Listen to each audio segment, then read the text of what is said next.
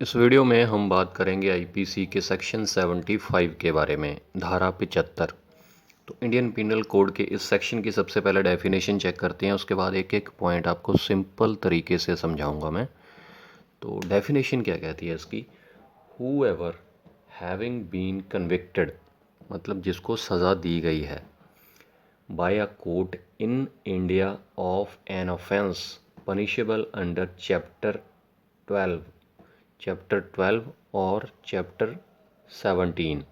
तो दो चैप्टर्स की बात की गई है इसमें, चैप्टर 12 और चैप्टर 17, 12 और 17 of this code with imprisonment of either description for a term of 3 years or upwards shall be guilty of any offence punishable under either of those chapters with like term shall be subject for every such subsequent offence to imprisonment for life or to imprisonment either description for a term which may extend to 10 years।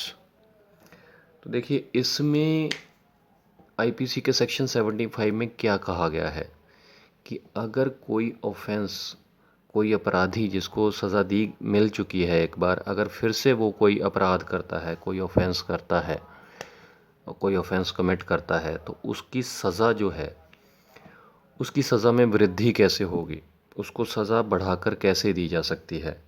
कि जैसे अगर किसी ने एक offence किया, एक अपराध किया, फिर उसने दोबारा से कोई और अपराध कर दिया, तो जिस अपराध को उसने किया है उसको उतनी ही सज़ा मिलेगी दोबारा से करने की, या फिर उसको बहुत ज़्यादा सज़ा मिल सकती है, वही इसमें क्लियर किया गया है। सबसे पहले तो आईपीसी का सेक्शन 75 सिर्फ और सिर्फ चैप्टर 12 और चैप्टर 17 में लागू होगा और कहीं पर भी लागू नहीं होगा। चैप्टर 12 में क्या है? देखिए चैप्टर हैं आईपीसी के अंदर, चैप्टर्स के अंदर सेक्शंस हैं, बहुत सारे सेक्शंस होते हैं। आईपीसी का जो चैप्टर 12 है वो कहाँ से स्टार्ट होता है?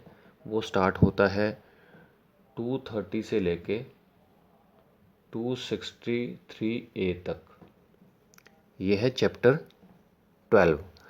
तो आईपीसी के सेक्शन 230 से लेके जितने भी सेक्शन हैं 230 से लेकर 263A तक, वो सारे के सारे कवर होते हैं चैप्टर 12 में।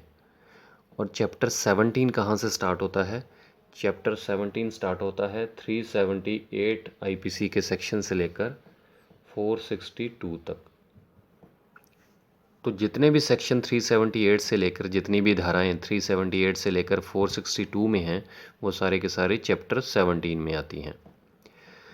तो कहने का मतलब ये है, इसमें ये कहा गया है कि जितनी भी इन धाराओं के अंदर कोई अपराध होता है, क्योंकि ये चैप्टर 12 में है और ये चैप्टर 17 में है, तो चैप्टर 12 या चैप्टर 17 में जितनी भी धाराएं आती हैं, जितने भी सेक्शन आते हैं, अगर उनमें कोई अपराध होता है तो वहाँ पर आईपीसी का सेक्शन 75 जो है वो लागू होगा। अगर चैप्टर 12 या चैप्टर 17 के बाहर की कोई धारा कमिट होती है, कोई ऑफेंस कमिट होता है किसी और धारा में, तो आईपीसी का सेक्शन 75 लागू नहीं होगा। एक पॉइंट तो ये है इस सेक्शन के अंदर। दूसरा पॉइंट इसमें क्या कहा गया है कि देखिए कोर्ट उसी वहीं पर आईपीसी का सेक्शन 75 लागू होगा जहां पर किसी अपराधी को कम से कम 3 साल तक की सज़ा दी जा सकती है।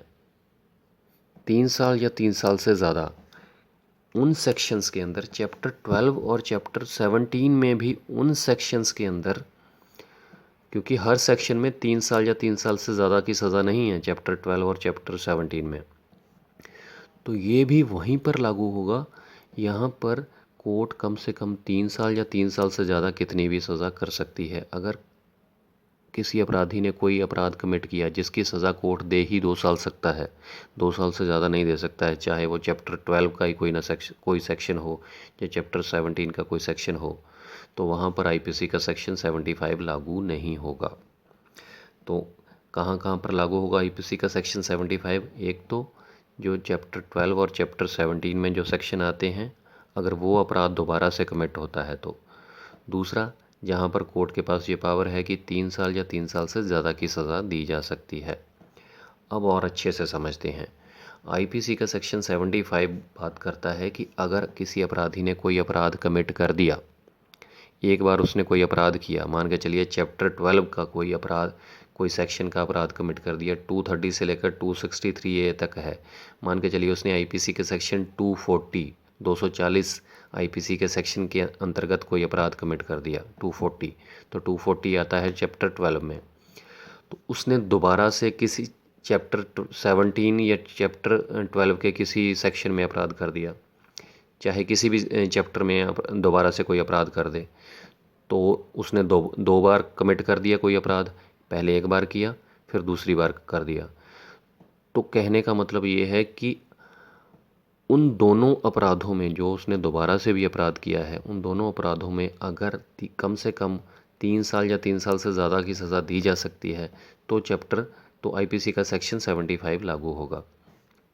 अगर एक बार किसी अपराधी ने कोई अपराध कमिट किया जिसकी सज़ा 3 साल है, और दूसरी बार उसने कोई अपराध कमिट कर दिया जिसकी सज़ा 3 साल ना होकर 1 साल है, तो फिर आईपीसी का सेक्शन 75 लागू नहीं होगा। दोनों बार जो अपराधी अपराध करेगा, दोनों बार ही उन सेक्शंस की जो सज़ा है, वो कोर्ट के पास ये पावर होनी चाहिए कि कम से कम उसको 3 साल या 3 साल से ज़्यादा दी जा सकती है। तभी जो है ये रिपीट ऑफेंसेस की बात होती है। आईपीसी के सेक्शन 75 में रिपीट ऑफेंसेस की बात होती है, तो तभी आईपीसी का सेक्शन 75 लागू हो सकता है। तो ये कंडीशंस हैं इसमें।